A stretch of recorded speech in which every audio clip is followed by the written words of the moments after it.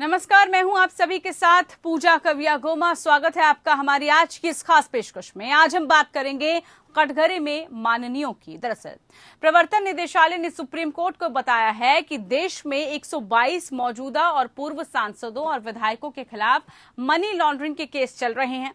ED ने supreme court में इन नामों की एक लिस्ट भी जमा करवा दी है। इस लिस्ट में कई विपक्षी हस्तियों के अलावा राजनीतिक जगत के कई हाई प्रोफाइल नाम शामिल हैं। इस लिस्ट में भाजपा के भी कई प्रमुख नाम शामिल हैं। सुप्रीम कोर्ट में जो लिस्ट जमा की गई है उसकी शुरुआत ए राजा के साथी और के कनिमोझी से होती है। इन लोगों ने साल 2010 में 2G स्पेक्ट्रम घोटाले में सीबीआई की चार्जशीट के बाद मनी लॉन्ड्रिंग के केस का सामना किया था। बाद में दोनों को बरी कर दिया गया और सीबीआई की अपील दिल्ली हाईकोर्ट में लंबित है।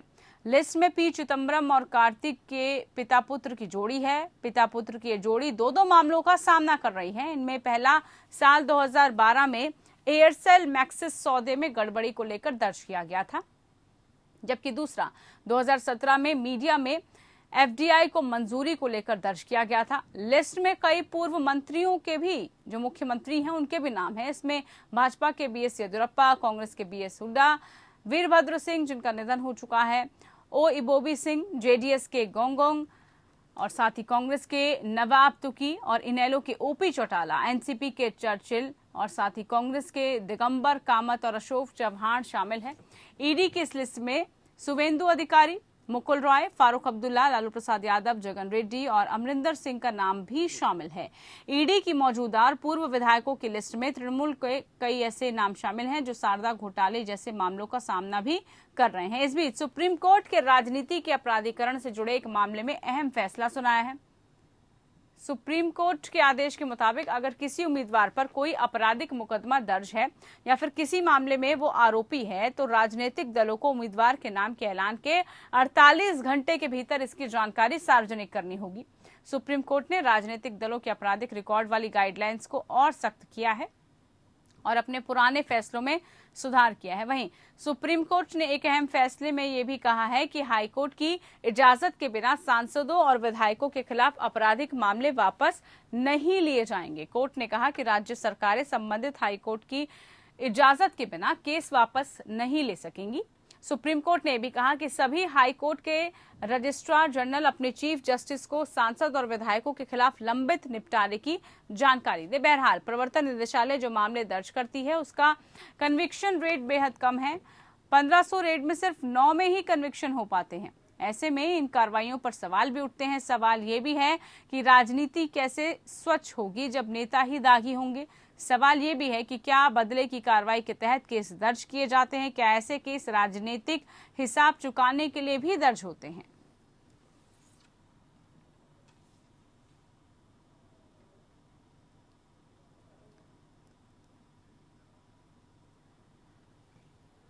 आज इसी को लेकर हम चर्चा करने वाले हैं। बहुत अहम आज का ये मुद्दा है कि सुप्रीम कोर्ट का ये फैसला आपराधिक पृष्ठभूमि वाले उम्मीदवारों के चयन किए जाने पर भी राजनीतिक दलों का जो उन उम्मीदवारों के ऊपर दर्ज मामलों का खुलासा है वो भी जुर्माने का प्रावधान है। कुछ खास मेहमान हैं हमारे साथ आज इस शो में जिनसे हम चर्चा करेंगे। हमारे साथ विजय कौशिक जी जुड़ चुके हैं कांग्रेस की तरफ से, सूर्य मैथिली जी हमारे साथ बीजेपी की तरफ से, डॉक्टर प्रदीप शर्मा हमारे साथ सीनियर लॉयर सुप्रीम कोर्ट के हैं। बहुत स्वागत है आप सभी का और आज हम चर्चा करेंगे इस खास मुद्दे पर। सबसे पहला सवाल यहाँ पर सूर्य जी आपके पास मैं आना चाहूंगी। सरकार में हैं और उसके बावजूद भी कई बार ये मुद्दा उठ चुका है कि कैसे जो दागी नेता हैं राजनीति से उनको हटाया जाए, कैसे राजनीति को साफ किया जाए ताकि लोगों में भी एक एग्जाम्पल सेट हो कि देखिए राजनीति का शुद्धिकरण हो रहा है। कैसे संभव है ये जब इतने सारे नामों का खुलासा हो जाता है? पूजा जी, राजनीति का शुद्धिकरण जो है वो भारतीय जनता पार्टी सरकार का प्रतिबद्धता है, नरेंद्र मोदी जी की प्रतिबद्धता है। आप देखिए, पहले लाखों करोड़ों अरबों रुपए के घोटाले होते थे। जनता ये देखती थी कि हर महीने कौन सा नया घोटाला खुलने जा रहा। हम्म। पहले 2G, जीजा जी, कोल जी और ना जाने क्या क्या जी। हम्म। यहां तक कि देश की खदानें भी बेच दी गई। देश के आम जनता के लिए जो पानी होता है उस पानी को भी बेच दिया। हम्म। ये कांग्रेस की परिपाटी थी। 70 साल के अंदर इस देश के अंदर हम्म। जो भ्रष्टाचार ने जड़ें जमाई हैं, उस जड़ों को हटाना बड़ा मुश्किल जी। था। और धीरे धीरे इस प्रकार से आप देखिए अभी इस प्रकार से विपक्ष लामबंद हो रहा है। हम्म। आप देखिए कि शरद पवार की अगुवाई कर रहे हैं इस समय विपक्ष की। देखिए देखिए, आप मैं सिर्फ, देखिए, जी मैं आपकी पूरी बात यहाँ पर सूर्य जी सुनूंगी, सिर्फ 20 लेकिन सेकंड जी सिर्फ बिल्कुल 20 मुझे, सेकंड लेकिन ये बताइए आप, जिस इसमें सिर्फ पर्टिकुलर कुछ एक पार्टियों के नाम नहीं है, इसमें तो सभी पार्टियों के दागी मंत्रियों की, नेताओं की लिस्ट है पूरी। तो आप सिर्फ अब कुछ एक देखिए के ना, नाम गिनवा देखिए के ना पूजा बच जी, नहीं आप सकते। वही मैं हाँ। कह रहा हूँ ना। आप देखिए कि भारतीय जनता पार्टी किस प्रकार से प्रतिबद्ध है भ्रष्टाचार के खिलाफ विरुद्ध। हम्म। ये अपने आप में बात देखिए। अभी आप देखिए कर्नाटक के अंदर कुछ आरोप लगे, हम्म। आरोपों के ऊपर बीएस येदियुरप्पा जी ने अपना इस्तीफा दे दिया। हम्म।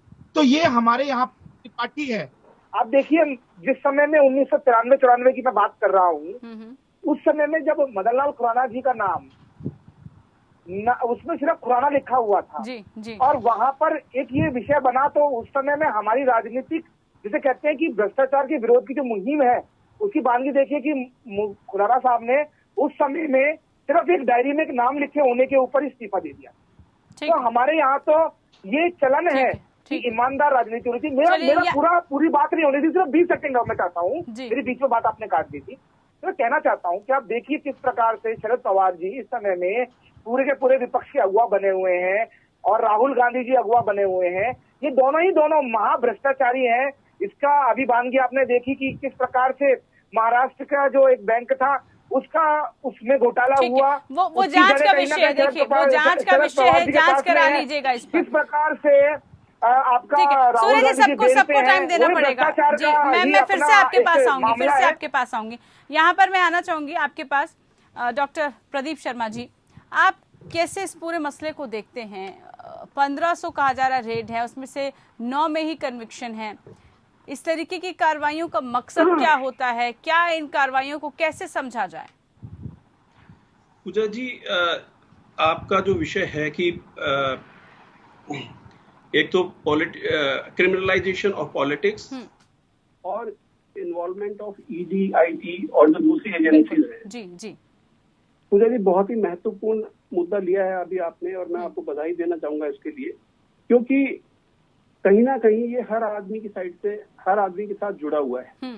हमारा इनकम टैक्स दिया हुआ पैसा देश की जनता के लिए या हम सबके लिए प्रगति के लिए होना चाहिए, लेकिन जब उसका मिसयूज हो जाता है तो बिना सोचा ऐसा जाता है कि बिना पॉलिटिकल इंटरवेंशन के या बिना पॉलिटिकल इन्वॉल्वमेंट के ये सब कुछ हो नहीं पाता। बिल्कुल बिल्कुल। Supreme court time to time इसके ऊपर बहुत कड़ा रुख अपनाए हुए है, और हर बार सुप्रीम कोर्ट की इंटरवेंशन होती है तब जाकर मामला लाइन के ऊपर आता है। आपको पूजा जी पता होगा, कुछ दिन पहले जब ये खाली यही नहीं, कोई भी आजकल ये ट्रेंड हो गया है कि हर किसी मामले में कोर्ट को अपने आप को इन्वॉल्व करना पड़ता है। ठीक है, बिल्कुल।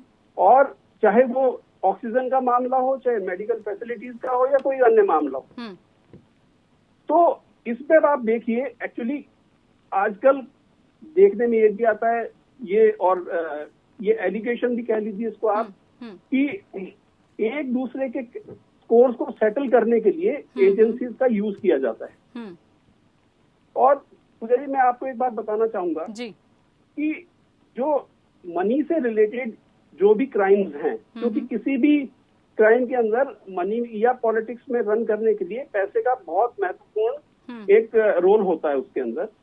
अब उस पैसे को, अब कहा तो ये भी जाता है, सुप्रीम कोर्ट की जजमेंट्स भी हैं कि जो व्हाइट कॉलर क्राइम्स होते हैं, व्हाइट कॉलर का मतलब ये होता है जिसमें मनी की इन्वॉल्वमेंट होती है, वो जो क्राइम्स होते हैं वो उस क्राइम से ज्यादा खतरनाक होते हैं जो अदरवाइज है। अगर सपोज कीजिए आप, उदाहरण के तौर पर, अगर आप किसी एक आदमी का मर्डर हो जाता है जी, तो सुप्रीम कोर्ट का ये कहना है कि या कोर्ट का ये कहना है कि उस टाइम पे सिर्फ एक आदमी की मृत्यु होती है जब आप किसी को स्टैब कर देते हैं, गोली मार देते हैं। लेकिन जब आप व्हाइट कॉलर क्राइम करते हैं, मतलब कि जिसमें कि इकोनॉमिक ऑफेंसेस होते हैं, तो उसके अंदर वो इंडिविजुअल फैमिली और इन ए वे पूरा सिस्टम इम्पैक्ट में आता है। क्योंकि व्हाइट कॉलर क्राइम से अभी आपने देखा होगा पिछले सालों में ये काफी सारे मुद्दे ऐसे आए जिसमें कि कुछ लोग यहाँ पर, कुछ उद्योगपति पैसा लेके बैंक के साथ फ्रॉड करके बाहर चले गए। आज तक भी उनके मैटर्स पेंडिंग है।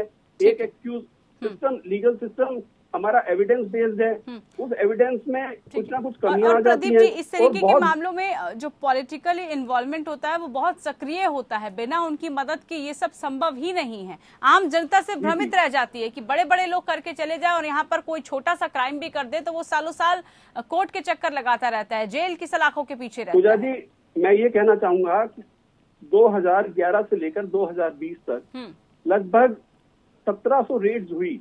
इनकम टैक्स डिपार्टमेंट की मान लीजिए, आप ईडी की एनफोर्समेंट डायरेक्टरेट की मान लीजिए, या फेमा की, पीएमएलए की मान लीजिए। PMLA mean prevention of money laundering act मान लीजिए, उसके तहत, या फिर एफएएमए मान लीजिए, फॉरेन एक्सचेंज मैनेजमेंट एक्ट है, इसके तहत मान लीजिए 1700 रेड्स हुई।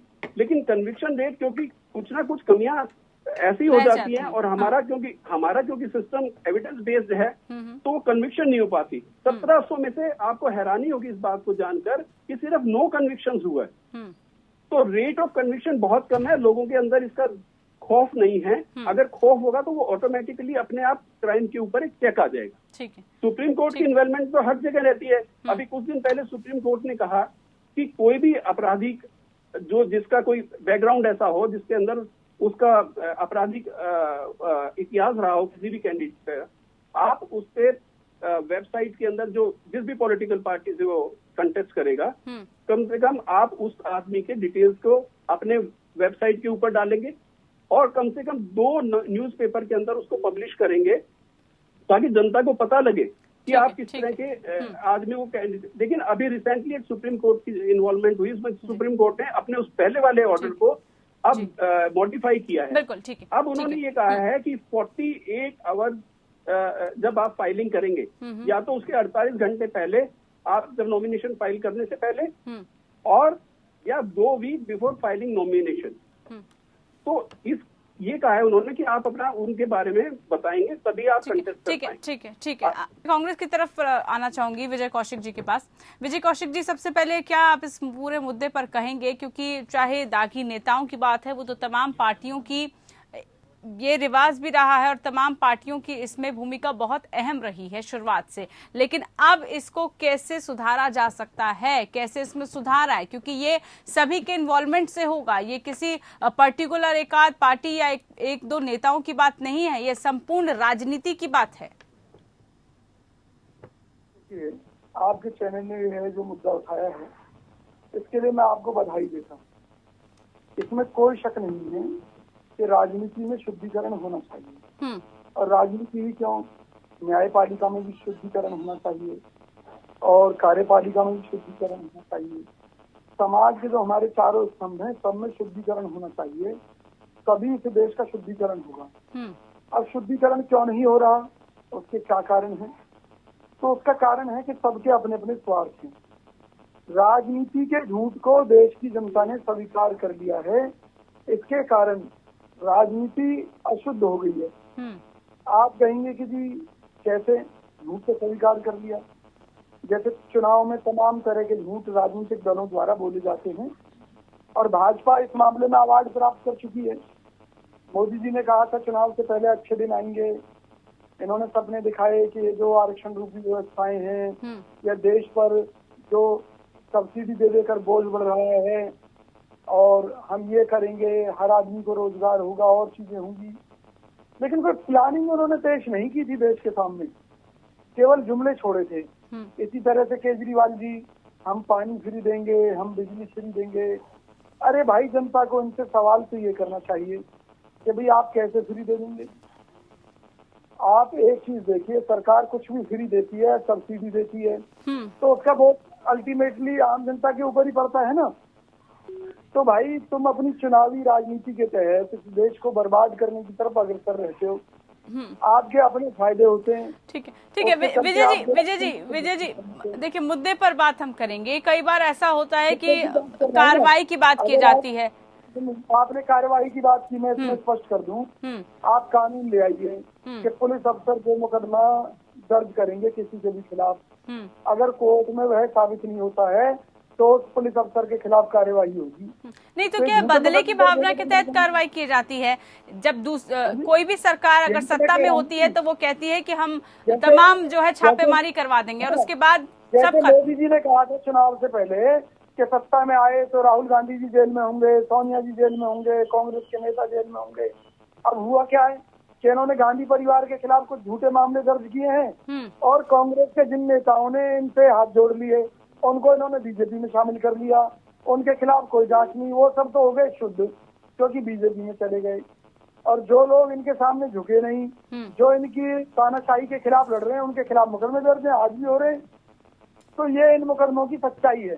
जो बीजेपी, अभी बीजेपी प्रवक्ता मेरे भाई कह रहे थे कि 70 साल, अरे अटल बिहारी जी भी चोर थे आपकी नजरों में, तो क्योंकि 70 साल में तो अटल बिहारी जी का भी शासन था। देखिए, आरोप प्रत्यारोप लगाने से यहाँ पर ना तो निष्कर्ष निकलेगा और ना ही इसका कोई समाधान हो पाएगा। सवाल कई क्योंकि है कि राजनीति कैसे स्वच्छ होगी, नेता हमारे कब स्वच्छ होंगे, और अगर राजनीति ही स्वच्छ नहीं होगी तो नेता जो हैं हमारे जो दागी हैं वो होंगे ही होंगे। हाँ, पूरे देश को आर्थिक रूप से, सामाजिक रूप से, मानसिक रूप से बीमार कर दिया, 20 सेकेंड देश गड्ढे में डाल दिया।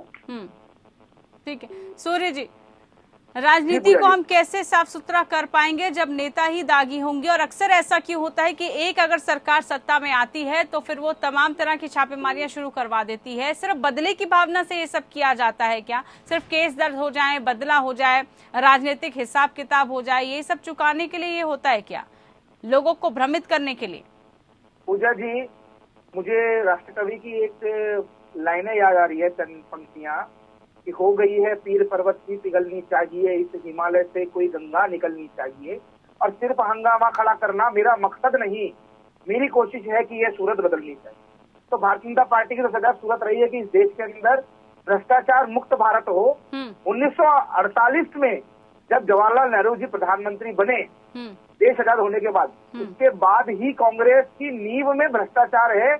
उस समय में आप गूगल कर देखिए, आप विषय को नहीं समझे, आप एक दूसरे पर आरोप प्रत्यारोप लगा रहे हैं। ऐसे जनता का भी समय बर्बाद होगा। इन लोगों ने जिस प्रकार जो आप सदन के पटल पे कर रहे हैं वही आप यहाँ करते हैं। कोयले की खदानें बेच दी देश के अंदर, इन्होंने तरंगे बेच दी, ऐसे डिस्कशन नहीं हो पाएगा। देश की हवा बेच दी, इस देश का पानी बेच दिया। आज प्रधानमंत्री जी, ठीक है, देखिए ऐसे डिस्कशन का, ऐसे चर्चा का कोई फायदा नहीं है। आप सारे मेहमानों का बहुत शुक्रिया। बहुत महत्वपूर्ण आज का ये विषय था जिस पर हम सोच रहे थे कि कुछ सार्थक जो है निकलकर सामने आ पाएगा कि कैसे जो है हमारी राजनीति शुद्ध होगी अगर हमारे नेता ही दागी होंगे, तो बदलाव कैसे आएगा। हालांकि अब सुप्रीम कोर्ट के हस्तक्षेप के बाद इसमें कुछ न कुछ आने वाले दिनों में संभव है कि कुछ सुधार हो, यही गुंजाइश की जा सकती है। फिलहाल के लिए इतना ही। नमस्कार।